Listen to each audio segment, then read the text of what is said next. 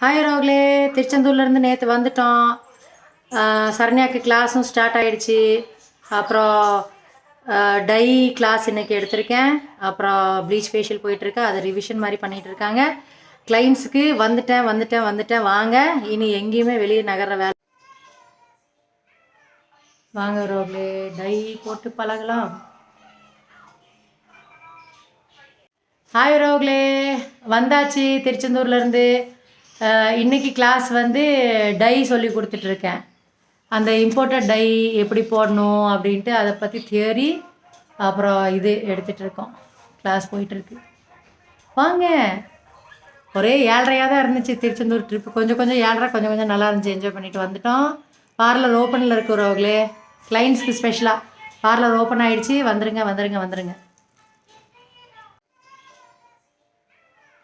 வாங்க ரோக்லே, டை போட்டு பழகலாம்.